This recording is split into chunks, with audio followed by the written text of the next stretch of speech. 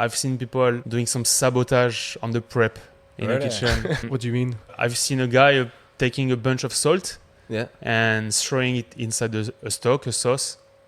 Just to ruin it? Just to ruin it. Welcome to the Hospitality Podcast. Where's the lamb sauce? Come on, man. I just need it. This is the lamb. Where's the lamb sauce? Presented by Arthur Gomez. God damn, I just spent $8,000 on some f***ing wine. And Quentin Wind. What are you? An idiot sandwich.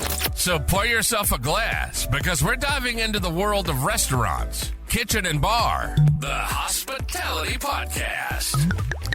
Welcome back, guys, to Breaking the Cork. Welcome. Today we got a great guest. It's actually a guest that I worked with twice within 12, 15 years, I would say. His name is Guillaume. He's been a chef since the age of 17 years old. Oh, wait. Long time. Yeah, long time. But yeah, Amazing.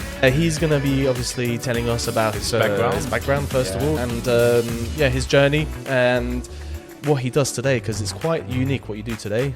It's quite personalized. I think it's one of those things where it might open the eyes of other chefs of what they can do in this industry. Before we start, obviously, give us a little rating on Shopify. on Spotify. It really helps the channel to go further. And again, on Instagram, do not hesitate to put it on the comments. And let's start with Guillaume. Where are you from, Guillaume? I'm coming from Nice in France. Moved to London a long time ago. From the sunshine. From the sunshine, and came to the grey sky. Yeah. 13 years ago, so a long time now. 13 years now. Oh yeah, of course. That's when we. When you moved to London, you were already a chef? Yeah, I was a chef since 3-4 years, something like that. Straight after school, I went to work for Alain Ducasse in Monaco. Okay. And then moved to London within the group of Alain Ducasse. How was it to work in Monaco? Because it's quite obviously there's a lot of money over it's there. It's amazing. It's well, I don't know how is it in France, because at the end I never worked in France, so except the stage in school, but real job it was my first one, Was that Alain Ducasse in Monaco? It was Alain Ducasse in Monaco. That's So cool. What's the craziest thing you've seen in Monaco whilst working there? Whilst working within the team, I've seen people doing some sabotage on the prep in the kitchen. Between chefs? Between chefs. Wow. What do you mean? Can you get more into details? Or? So yeah, I mean, I've seen a guy taking a bunch of salt and throwing it inside a stock, a sauce. Wow, just to ruin it? Just to ruin it. And for just what purpose? To take his place. Yeah, so basically it was basically because in France you have second commis, first commis, demi-chef de partie and chef de partie. Yeah. It was every time the guy below who will sabotage the thing, and if the guy does a mistake, second mistake, he will get sacked or something, and the guy will take his position. A normal thing, a recurring thing, like it's. I've seen it a few times. Fuck. Yeah, I've seen it a few times. You've been so we're gonna explain after to the listeners, but you've been working in like Michelin restaurant, fine dining, and also more classical restaurant. Yeah, I did a bit of everything. Is it like something you see more in fine dining, or even like in normal restaurant? Fine dining. Yeah, fine dining. Fine dining, because when you come out of this fine dining team, in good teams, it's gonna be really friendly, and you're gonna work with friends. Yeah. Much more than in a big fine dining that. At the end of the day, you don't have many friends. Like you have to fight for your position. You have to fight for your position. You have to, so he's not making friends at all. Okay. The fine dining, hospitality, The sometimes yes. The big rush. The finesse, the excellence. But in the same time, the day of today, you see it less and less, and I think it's people are looking less for that as well. I think guest wise. Yeah. Oh, you think definitely. Okay. Definitely. Do you know why? Have you got a guess? I think. I mean, in my cuisine, I was really up. My dream was to get a Michelin-starred, and I do think. I was thinking before that to put a lot of elements in a plate will make the plate better. Yeah. But actually, I don't think it's true, and the guests will see the same, you know. If you have 3 elements in one plate, a good sauce, a good garnish, a good a protein, that's it. You don't need to put plenty of small garnishes, or even if it's sometimes, you know, you will see I don't know, 1 carrot, 1 pepper, 1 cucumber, but at the end, does it make sense? So I think now less you do, better it is. Yeah, that's true. Less you do, better it is. That's interesting. There was a chef who was saying that as well for like in terms of like money wise. He was saying that the less covers you do, the more money you bring. Because sometimes when you're doing like too much covers, or at least so much cost because you have more chef, more waste of food, more people don't showing up, etc. Staff now is expensive. No, that's crazy. That's the talk we kitchen had. porter to That's the conversation we had in the previous podcast about that. With Michael? Yeah, with Michael. When he was saying, and now, like, in hospitality, now the salaries are very interesting because, you know, with tips, you receive pretty much 45K. Yeah, 45K. Yeah. You can quite easily. Yeah. Like any other job, you gets paid well. If you put your ass into it, you know, you get that salary now. But you need to work your ass off. But well, like any job, if you want to get a good salary, you know. No, fair. But I think as well now, with the staff are looking to work smarter. So people doesn't want anymore to do double shift and everything, you know. Exactly. Do you reckon it changed? It's difficult since 10 years ago. Yeah, a lot. Even me, you know, the hours that I did before, I would never do it now, you know, the time of now. Maybe because I'm older and I'm more tired, you know, but I don't know if the time it is now, you know, if I will do it again, you know. I don't know. And so, just to come back on your background, when you arrive in London, so you're starting with Alain Ducasse at the Dorchester? At the Bulgari Hotel. At the Bulgari Hotel at the time? Yeah. Okay. So now it's not anymore. So when the Bulgari Hotel opened, the restaurant was managed by the team of Alain Ducasse. Okay. I was part of the opening team. And then I think the contract, they lost the contract a few years after. Okay. But yeah, it was in Bulgari Hotel. In Bulgari Hotel, okay. As a sous chef? No, I just came after school, you know, 2-3 years after school. I was as a commis because I didn't speak English at all. Okay. So I had to learn work. the language. Yeah. Was it complicated? Obviously, like not speaking the language. I mean, it was. Yes and no, because after, you know, I made friends. Yeah.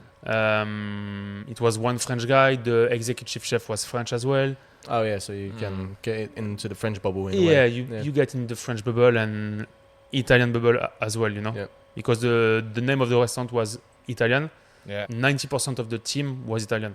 Really? Oh, yeah. Okay. So even the service was almost all Italian, you know. That's funny because it's Alain Ducasse, very famous French chef. So you can expect like a huge team of like French people only talking French. So the main people that worked with him, you know, mostly they worked in France, in France, but sometimes they don't all speak French. Huh? Yeah, no. Like the chef that was there at the time, the guy was Scottish, but he worked in Italy for Alain Ducasse and France, but he was speaking French, but the French from the kitchen. And so after Alain Ducasse, why do you decide to go? I worked in a private restaurant in a member club that I met people from the Robuchon's team to move after with the L'Atelier in London. L'Atelier Robuchon? L'Atelier of Jolie Robuchon, yeah. Okay. 1 star. Amazing as well. Yeah, good experience. Amazing. Very good experience. Really difficult in terms of hours. Like very long hours? I never worked that much. Really? Explain. I never worked. I started at 8, even sometimes before 8 if you are... 8 a.m.? 8 a.m. till 1 a.m. Wow. 1:30. Yeah. Because it was really strict, you know. So even after the service, it was... If we were a little bit in a shit with the mise en place, we still had to do some mise en place after the service. Then the cleaning was really sharp, was really, you know, so you don't go home until everything is done. It's kind of crazy when you start work at AM hours and you finish at AM. Yeah. You have a life, huh? At that point. Plenty of days, you know, I didn't see the light. Wow, that's crazy. Sometimes we were taking some breaks because you just have to breathe, you know. You just have to go out and breathe. We were a good team. They are actually not like in Alain Ducasse in Monaco, which was good as well, but different, like I said before. So we were friends, you know, and some of the people that I met there, I'm still friends with, you know. So it's, you build a relation because you spend a lot of time with them. Yeah. A lot. I mean, Of so course, yeah. at the end of the day, you have to make friends, you know. So you worked in a private club, you said. Mm. How was that? Because obviously, private club is recurring customers, I guess. It's I don't know. It's members that are paying prestige money. Yeah. What's the outcome of that? Even if it's not a fine dining, you still have to have the regularity on the food and the you still learn a lot about food, you know, because you still have to be the same every day what you cook, you know. So because the guests will come back and paying a lot of shit of money. So you still have to be a really good chef, you know. Yeah. You can't. It's not a brasserie. It's not or even a small bistro that you can change the menu every day or something, you know. It's still very organized and even the chef over there, they were really good, you know. It's people with backgrounds. Okay, yeah. The head chefs and the sous chefs and everything. course, So How often do you change the menu for fine dining? Because for like most of the restaurants, they can change week to week or month to month. But in fine dining, I guess it's like a huge thing when you change the menu. and I know plenty of restaurants who will change every day. Really? They have a Michelin-starred. Wow. Like Really? Lies, they have a menu that they change every day. Ah yeah, One in Michelin-starred in Shoreditch? Shoreditch, yeah. But in the opposite side, you have as well plenty of restaurants who don't change the menu Really? at all. They keep. I like to play with the seasonality, so I think it's the most important. And then, of course, you will have some signature dishes that you want to keep, but you make them with products that they are not that seasonal. Yeah. Just to be smart, just to. And then it's as you want. It's the creativity that you have, you know. But for the fine dining, I would say that you can't change that much because it's difficult to keep the regularity. Yeah. To be perfect on every dishes, that's difficult, I think. Difficult. Yeah, because I guess like in the fine dining, the more you're doing the dishes, the more it looks better, it tastes Exactly. better, etc. And Exactly. then you change every day. You never really get this training on the dishes because it's the first time and the last time. Yeah, I of mean. course. They just change a vegetable or a meat, but the technique will be the same. Okay, the preparation. The preparation will be etc. the same. Okay. You have to. Yeah. You have to. You know, Makes it's sense. just the same. Is to keep this consistency. It's still a Michelin star, you know, Yeah. or even without a Michelin star, a fine dining. So you need the consistency on the dish. So you can't change 100% of the dish every day. Yeah. You can't. It's impossible. It's too It's much impossible. work. Too much effort. Too much. Talking yeah. about efforts, do you think it's still worth it now? The famous Michelin star? Or... Still a recognition that you have in your life Yeah. for a chef. Huh? Okay. It's still my. Yeah. It was my dream. Now I think about it, but I think less you think about it, and better it is for yourself, even for the mental. Because if you work yourself really hard, and never anything will happen, it's a big disappointment. Even if you think in your guts that you have the creativity to make it and the passion, you know, sometimes it's not enough. It's not enough. Because that's the problem with Michelin Guide, I think. Yeah. Types of Michelin star as well, because you can get your own restaurant. Obviously, you open your own restaurant with your own money, and you get the star. Or the second, which is I think quite often the case, is you go into a restaurant which isn't yours, and you build your team and you get the star for the restaurant, but it's not your restaurant. Yeah. What's the difference in terms of effort in the two? Is it more financially, or is I it? think it's the same. Talking about effort, I think it's the same because the star will be a recognition for the chef, for the main chef, the main character. Either is the owner or not. So if you put it on the CV that you had the star, that is your business or not. If you're coming into a restaurant which isn't yours, you kind of have to start from scratch with even the team that you're given. And you have to adapt to the surrounding, the atmosphere, decoration, the whole shebang basically. Yeah. Whereas if you start with your own money and you start your own restaurant, then obviously you create the atmosphere from scratch, and then you build your team behind as well. If someone don't really know about like all the criteria of the Michelin star, what do you need to get one They say that the first star is about the quality of the food. That's the main of the first star. And then more you go, the second star, they will go more with, they will check a little bit more everything. From the crockery to the toilets, to the way the waiters are dressed, the service. Okay. And the third one is the excellence. Everything. Including a cocktail bar now, apparently. Cocktail bar is very important. Yeah. That's why Story had to build a second floor. Because he wants to go for the third star, but in order to get to third star, you need to have a cocktail bar. So now it's part of the criteria for Yeah, That's crazy. the first star, I say that is like an experience from A to Z. From the time that you book your reservation till you leave, you know. It's a whole shebang. Yeah. Do you think it's worth it paying so much money sometimes for the I like first it. time? Yeah, I like it because you discover things. it's an experience. It's an experience. It's like a travel, but like a travel You of can like be as well disappointing Yeah, sometimes. that's the thing. Yeah. But That's the only problem. Yeah, but that's the exciting thing about it. Yeah, You're yeah, going to be it spending is. a lot of money, and then you don't know if you're going to like it. but Well, you don't do there's more chance that you will, but yeah, yeah. I've tried better 1 star than 2 and 3 stars, you know. Yeah. because it's too much. The whole thing it is not worth it Yeah. sometimes, you know. Actually, speaking of it, of star, which one is your favorite so far that you've done? L'Enclume Okay. is in Cartmel in the north of England. L'Enclume. Yeah, Okay. L'Enclume. They used to have 2 stars. I went to do a stage over there, so I tried for the first time the food and everything.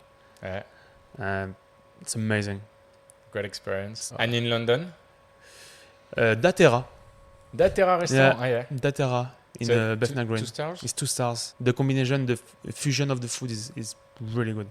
What is it exactly? The fusion? The chef is Portuguese or Brazilian, I would not say. Yeah, Brazilian. I think. With a little bit of Italian background. Okay, nice. So Yeah. it's amazing.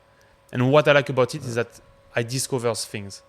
Yeah. So when I eat in French, in a Michelin star with French chef or English chef, I will not say that is always the same because it's not. But the flavors are the same. When you try a fusion food from another country, it takes me somewhere else, you know. I went to Mexico. They didn't have the Michelin star because the Michelin guide he wasn't there at the time, but it was number 8 best restaurant in the world. It was amazing. From A to Z was amazing. Is that the one that went on Netflix? No. No, it's not. It's across the road. Oh, is it? Yeah, the one that you're speaking about, I think, is Pujol. Yeah. That's our number 5. Okay. And Quintonil is the other one. They're on the the same area. roundabout. Well, there's 3 restaurants from Mexico that are in the top 10 in the world. Quintonil is still on the top 10, but like number 5 or 6.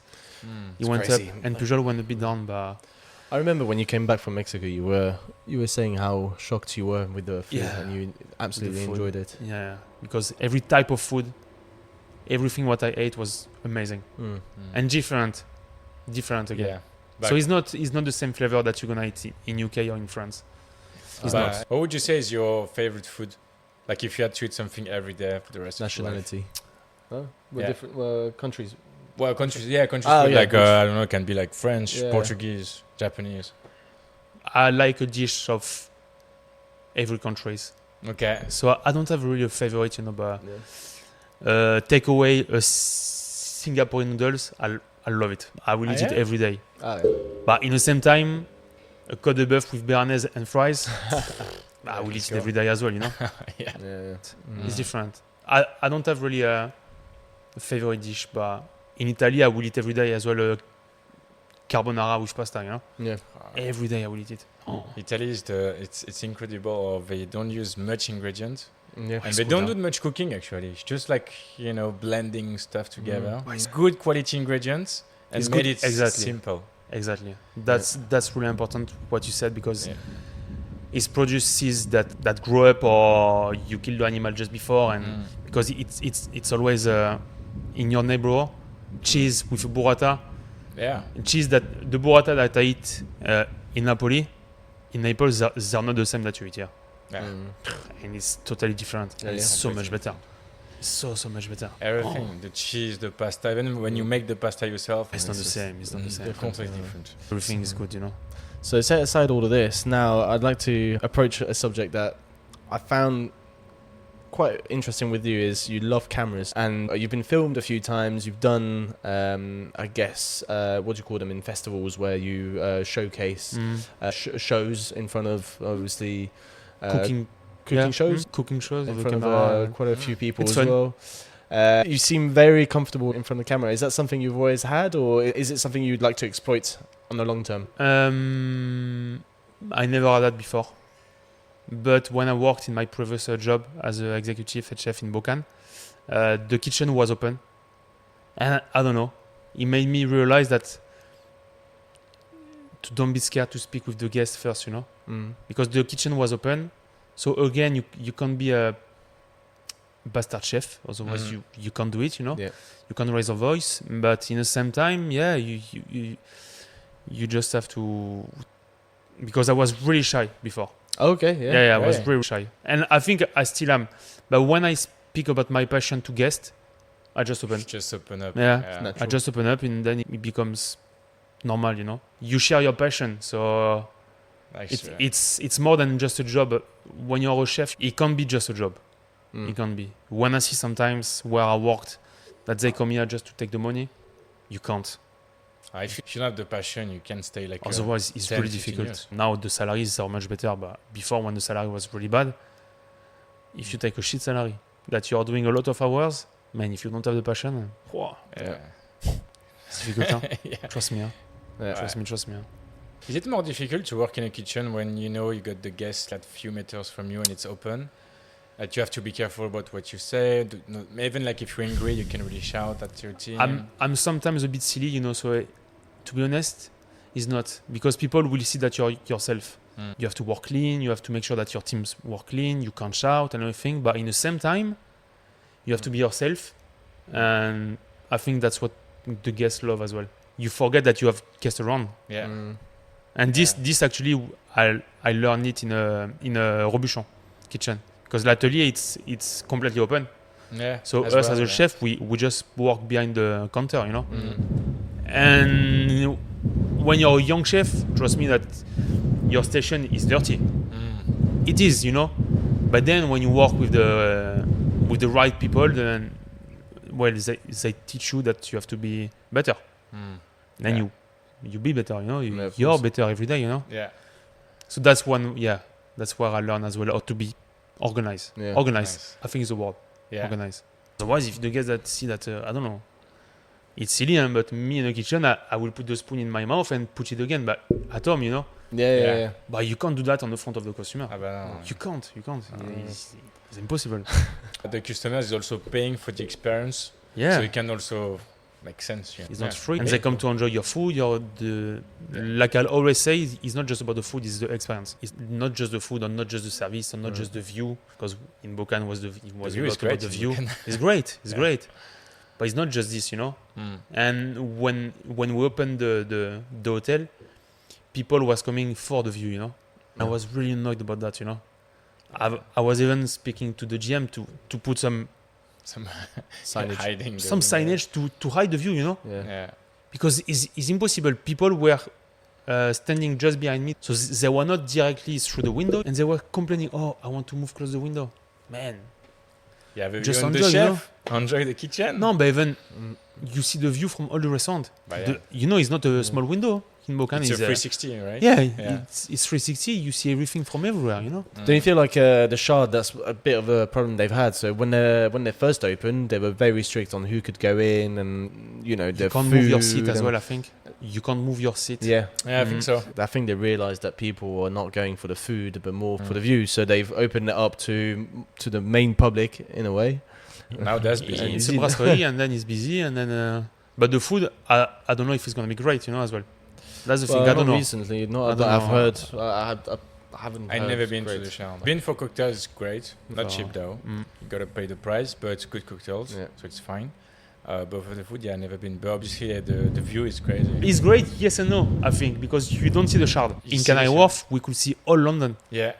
All London. So yes, it's in Canary Wharf, but what I liked about this is that The view is different every day because of the sky, because of everything, the sunset and everything. It's a bit like a random question, but like, does it make any difference to cook from a ground floor restaurant and from like a 100 floors restaurant? It's a big difference. I don't know if it's or not, but for me to cook, it's a big difference. Oh yeah. Really? Oh, yeah, it's a big difference.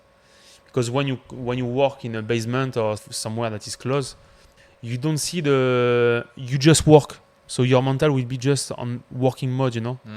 But when you have a view, I don't know, different, it gives you a smile on the face, you know, because you don't see just your chopping board. Yeah. I think. I had the same experience in Australia. I used to work as a bartender on a sort of restaurant that was on top of the water with crocodiles, you know. It was like the end of the river that was going into the sea.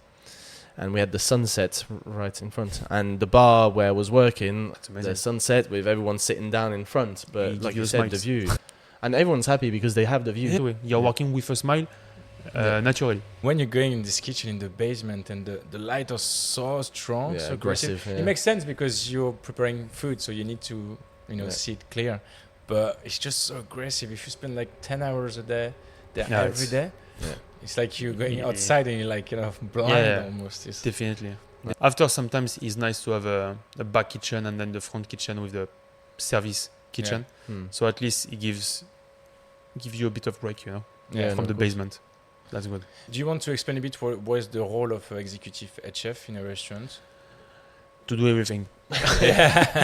Easy. No. It's just to manage the people that you have under you. Like a head chef and a sous chef, to make sure that all the outlets are working well every day. That's the main one, I think. Yes. And then, of course, after, if you're passionate, you put your heads into it and your hands. Yeah. Are you still cooking when you're executive head chef? With only the head chef was cooking? Less and less, because you have so much admin to do. And me, I was trying to come early when the team wasn't there, and to do my admin on the morning, and then when they were coming with them. But even that, sometimes Yeah. But yes, I never liked the computer job, the admin job. So for me, I was trying the maximum to be in the kitchen. If you want a happy chef, you will see him in the kitchen with his knife and with his team. You got the passion. You got the passion to it, You just want to cook. You just want to try. You just want to do what a chef does. The big fans. And so after this experience, you decided to go for another job? To do something completely different. Yeah. I wanted to have a break of restaurant, hotels. So I opened with a business partner, food truck. So really different. I was thinking I would like it because you have the contact with the guests and everything. But it's a different job. It's a different game. It's a different job. Is different. I will not say I don't like it, but I wasn't in my shoes. I prefer to be in a kitchen close. In a restaurant kitchen. In a restaurant. Yeah. A moving kitchen is difficult. Can be cold, can be small. A lot of issues. What in terms of issues do you have? With a food truck, just every day was a new thing, Kitchen inside, the problem at the market where we were trading, everything. Especially winter time. You did that for like what, a year, 2 years? A year and a half? Okay. Almost 2 years. 2 years, yeah. The best part on that was the festivals. That was amazing. During summer, it's nice. You make money, you're happy, you meet people, you have to make it fast, so it's like a service in a restaurant, but even faster than that. For longer hours, you need less than 1 minute to get your dish, Yeah. Sometimes it's tricky, it's difficult, but you just have to make it happen. And lucky as a chef, I have the background that I can adapt the menu to make it fast. Yeah. When I think plenty of street food, they don't have the background as a chef, and I think it's more difficult, even if the food is great. Yeah. But it's nice to have a background of chef when you do that. It's a plus. Yeah. It's a plus. You don't have to, but it's a plus. Did you make your food a bit more like fine dining style? Yeah. That was maybe my mistake. Really? Why? We realized that people in the street doesn't want a gourmet dish, plate or dish, They're really happy with a dirty pizza, with a dirty burger. Street food. Street food. Street food. Yeah. I wanted to take the street food to a little bit more of fine dining cooking. So after that, you did. That's why I wanted to come. I was saying at the beginning of the podcast, where I was saying you do something quite personalized, more than personal, as a chef, and you do pop-ups. Yes. So you intervene in restaurants. You've traveled to Canada as well recently. It should be coming soon. Not yet, but it should be coming. You're getting invited by restaurants to cook in the kitchen, which is quite a new way for a restaurant to propose a new menu. I mean, yes. So, And I really like it because the restaurant now struggle with bookings, but not because they don't have any bookings, because there is a lot of no-shows. yeah, So much.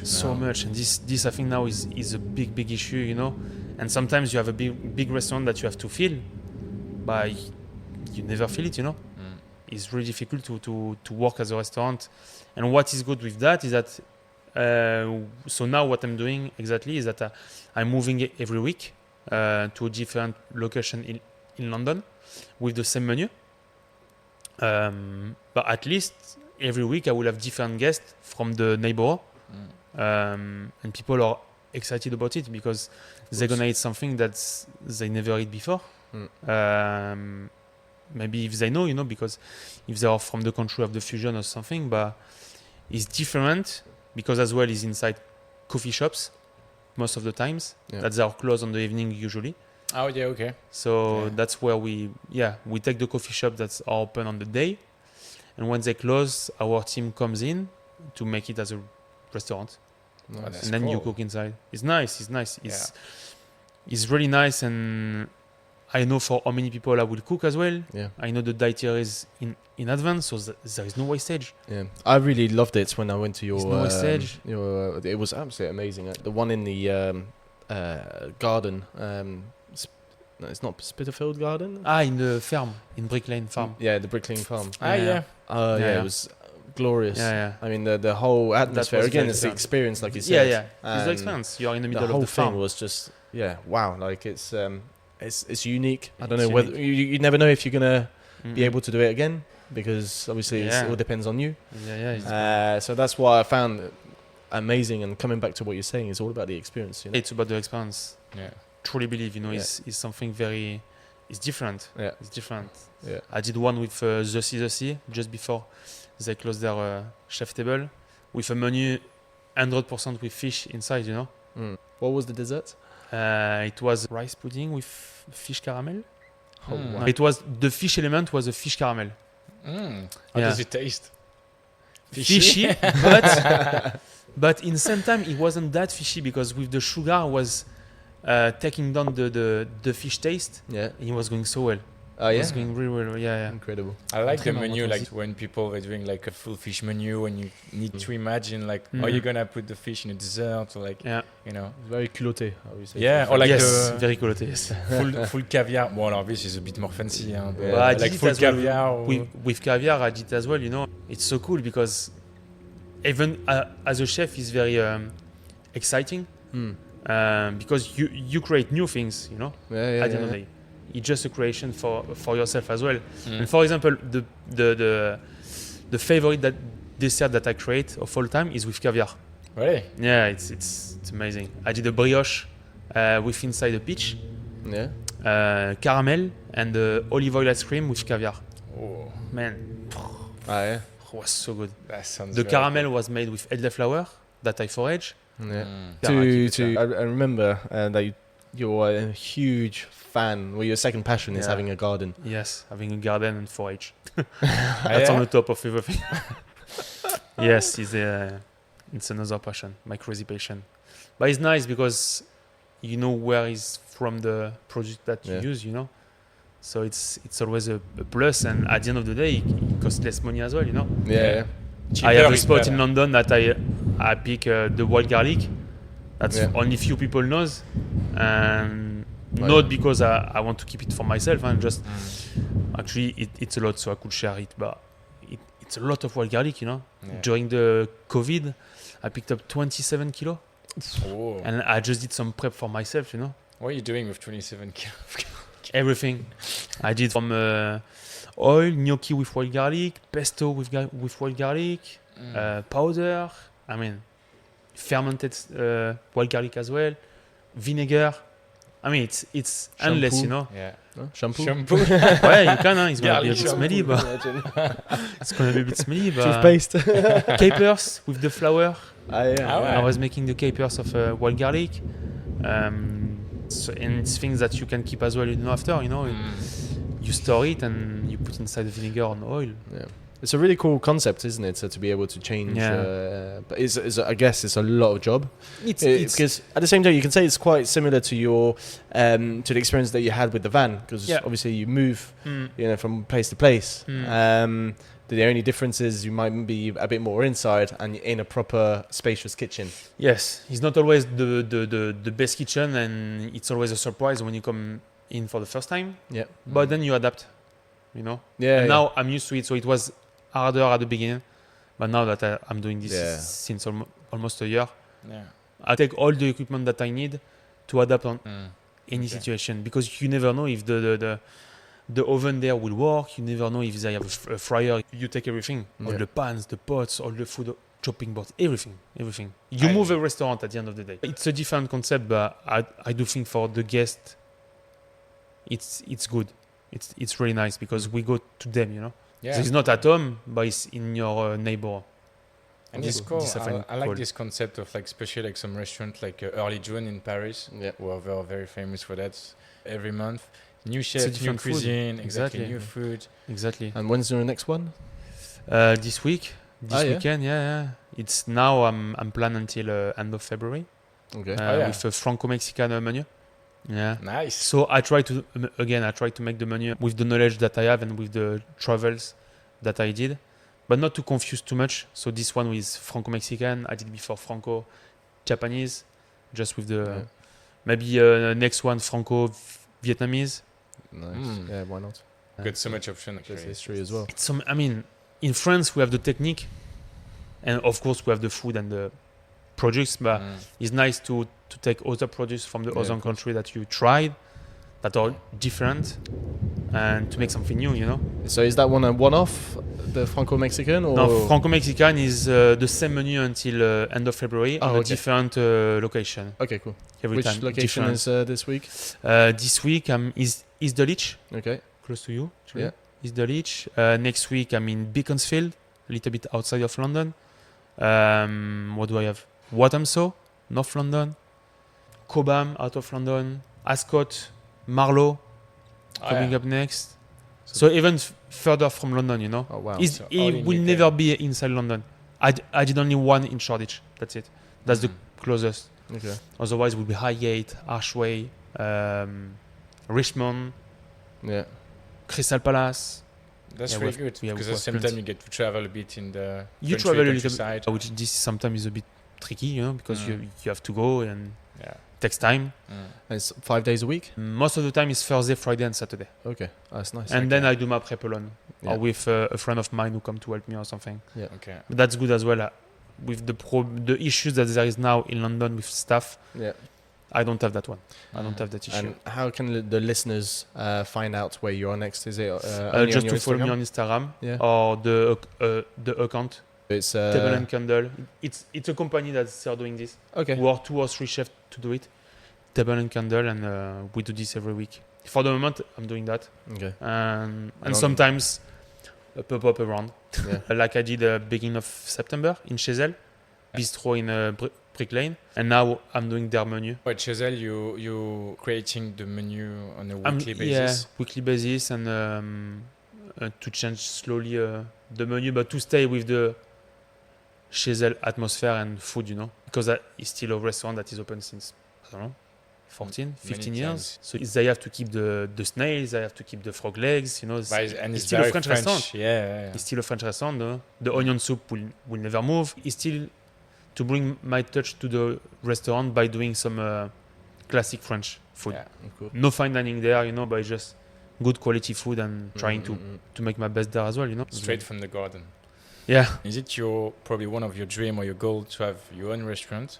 And my second question was would be a restaurant with a garden. That's the idea. Yeah? if not a garden, with a farm that I'm working closely with.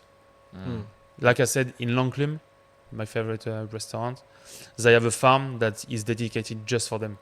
Wow. That's so cool, man. You go in the morning. I mean, you receive from the morning the vegetable and fruits from there, you know. It can be more fresh than that. And the flavor change. It's not the same that you're going to buy in Sainsbury in Tesco. I'm not going to say that is crap, you know, but it's not the same. No, it is crap. It is. Market. I can't say that, but it's not the same flavor at all. At all. Have you been to one of the best restaurants in the world in Copenhagen called Noma? I would like to go. Yeah. Because Noma, they're doing one, everything from the straight from the garden. Yeah. It's crazy. Apparently, it's I crazy. love I've it. never been. Is that the one Yeah, in the you middle did of the lake? I never did. No, this is in Norway. This that's one, the Norway. Okay. it looks cool as well. Yeah. It looks They got cool, a Michelin-starred, but it's Yeah. nice. Good concept, you know, as well. Yeah. You're in the middle of the sea, of a lake, but you're Yeah. under the sea. It's so cool. Yeah. The concept is So crazy, cool. but it's fucking cool. Even in Dubai, I eat in Oceano, which you are inside an aquarium. Oh, that's the one. Yeah. Okay. It's amazing. You have an amazing experience. And so the- again, it's not the view that you have outside, but it's the view from the place where you sit, you know. You're surrounded by water Yeah. and fish inside. It's I mean, crazy. it's mad. crazy. It's huge, huh? So it's not even a small aquarium, huh? That's the It's craziness of Dubai. Yeah, it's the craziness of Dubai, but it's really good. We always ask a last question before we finish the podcast, and it is: what advice would you give to anyone who wants to start to be a chef, and especially at a young age? First of all, you have to like cooking at home, and then you have to work with passion. That's the only thing that you have to think of. You know, it's super important, I think. How long does it take you to know that it's your passion? Because you can cook for 1-2 years. Yeah, I got it since straight since away. I'm ready, so Yeah. I can't answer to that, but I guess as soon as you like something, you will feel it. You know, you will feel it in your guts. If you go to try a cooking school, that you have plenty of things inside. You can be a waiter, everything in the hospitality. As soon as you try something, you will know. Yeah. I think. Yeah. You will know that you want to do that. You know, for sure. If you are in a kitchen, you have to have the passion for it. That's it. Yeah, otherwise That's you're dead. Otherwise, you're dead. Do you need patience as well? Like to be patient in your job? Yeah. Because it takes time to get at the A lot. top. You know? A lot. For everything, it takes half of your life, you know. Yeah, of Especially course. when, if you want to do a bit of, to try a little bit of different cuisine, type of restaurant, you will work less, of course, in a simple restaurant. But it's nice to do it because you see the organization, how it is, you know. Of course. But it's amazing. I will always say to a young chef to go in a fine dining. Is maybe the most difficult, you know, in terms of hours, in terms of that you don't get paid a lot. I mean, Yeah. even if now it's much better. You learn how to be organized. You learn how to be a good chef, you know. There you go, guys. Thank you so much. Very Yeah. nice to have you on the podcast. Yeah, Thank you, guys. Thanks for coming. Thank you for having me. And again, guys, if you want to try his cuisine, go on his Instagram, follow him on chef _ Goose, Gus. Yeah. So go follow him. He announces where he goes, which parts of London. You should definitely try his cuisine. It's bloody amazing. And tables and candles. Tables and right? candles. And Yeah, tables and exactly. candles. Thank you very much, Guillaume. Thank Thank you. you, guys. Thank you. Thank you so much. See you guys. Bye bye. See you. Bye bye. The Hospitality Podcast.